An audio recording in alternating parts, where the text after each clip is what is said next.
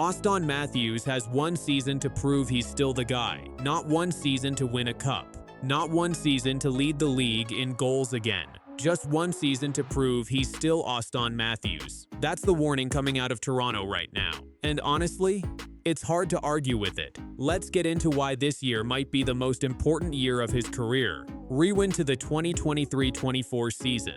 Auston Matthews was the best goal scorer on the planet, 69 goals, a number that felt almost unreal in the modern NHL. He was the engine of one of the most dangerous offenses in hockey, and everybody in Toronto was talking about this being the year the Leafs finally broke through.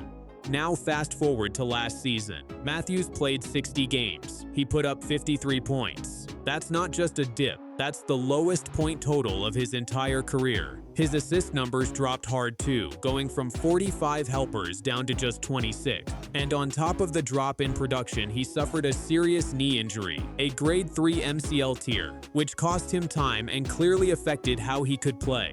And it wasn't just him struggling. The whole team fell apart around him. Toronto finished dead last in their division.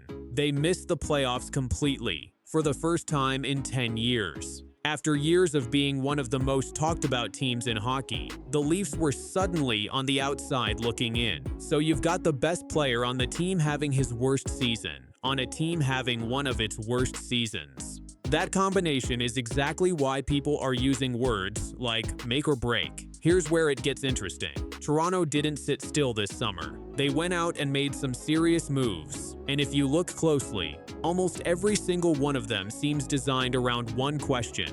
Can we get Auston Matthews back to being Auston Matthews? First, they brought in a proven veteran goaltender to lock down their net, something the franchise has needed for years. Then they added a puck-moving defenseman through a sign and trade, giving their blue line a piece it didn't really have before. But the biggest move of all happened at the draft. Toronto landed the first overall pick and used it on a young forward who's already being called a generational playmaking talent.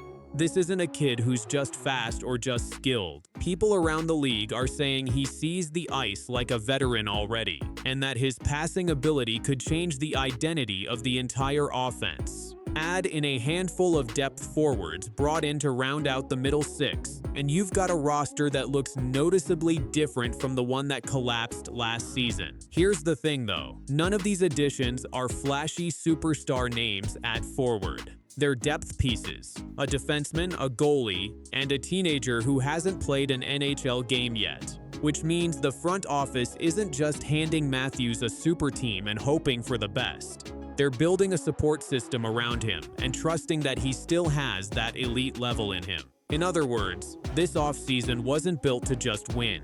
It was built to give Matthews every possible excuse to succeed and take away every excuse to fail.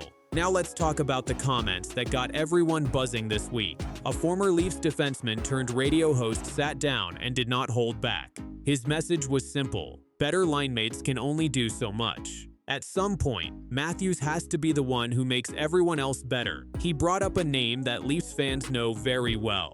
A former Toronto captain who throughout his entire career made whoever he played with look better.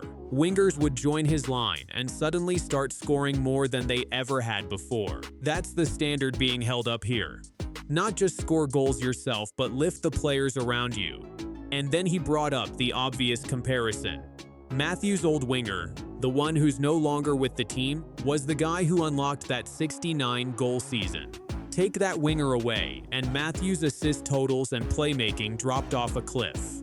So the challenge being thrown at Matthews right now is this: can you create that same kind of magic with new players? Or did you need a very specific running mate to reach that level? That's a real question, and it's a fair one.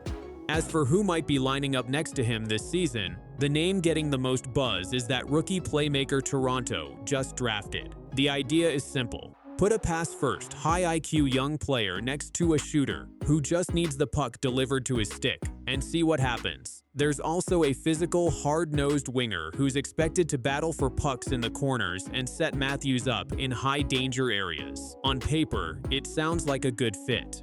but fit on paper and chemistry on the ice are very different, especially when one of those players is a teenager stepping into the league for the very first time. Let's zoom out for a second, because there's more going on here than just one radio interview. Matthews is still under contract for a couple more seasons, and he's got a clause that protects him from being traded without his approval. So nobody's suggesting he's getting moved anytime soon. But contracts do run out eventually, and when a franchise player's deal starts creeping closer to its final years, every bad season gets magnified. Every rough stretch turns into a bigger storyline about what happens next. That's exactly the environment Matthews is stepping into. If he comes out this season and looks like the dominant scorer we saw a couple years ago, this entire conversation disappears.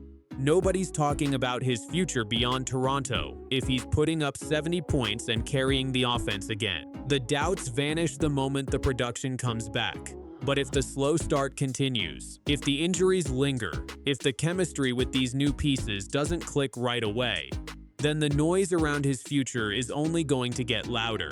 And that's not really about disloyalty or anyone wanting him gone. It's just how sports works. Big contracts and big expectations go hand in hand, and when the results dip, people start asking questions. So really, this season is a referendum, not just on Matthews, but on the whole direction of this franchise. The front office rebuilt the roster around him. They spent money, used their top draft pick, and reshaped the locker room, all with the belief that their captain can get back to elite form. If that bet pays off, Toronto has a real shot at being a contender again. If it doesn't, the questions about whether this era needs to end will only grow louder. So what should you actually be watching for once the season starts?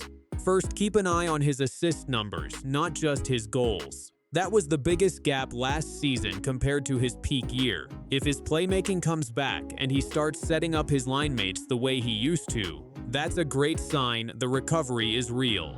Second, watch how quickly that rookie playmaker gets comfortable next to him. Chemistry usually doesn't happen overnight, especially for a young player adjusting to the speed of the NHL. But if you start seeing that connection click even a little bit by midseason, that could be the spark this offense needs. And third, just watch his health. A serious knee injury like the one he dealt with can take time to fully bounce back from, both physically and in terms of confidence. If he looks explosive again on the ice, that tells you a lot more than any stat sheet will. At the end of the day, this isn't really about doubting Auston Matthews' talent. Nobody's questioning whether he can still be great. The question is whether last season was a blip caused by injury and losing his running mate, or whether it's the start of a decline. Toronto has done its part. They've rebuilt the roster, added talent at almost every position, and set the stage for a bounce-back year. Now it's on their captain to deliver, because if he does, this becomes the story of a superstar proving the doubters wrong. And if he doesn't, this becomes the season everyone points back to when the conversation shifts to what comes next. Either way, one thing is clear. All eyes are on Auston Matthews this season. So, what do you think? Does he bounce back, or is this the beginning of the end in Toronto? Drop your take in the comments, and if you enjoyed this breakdown, make sure you're subscribed for more.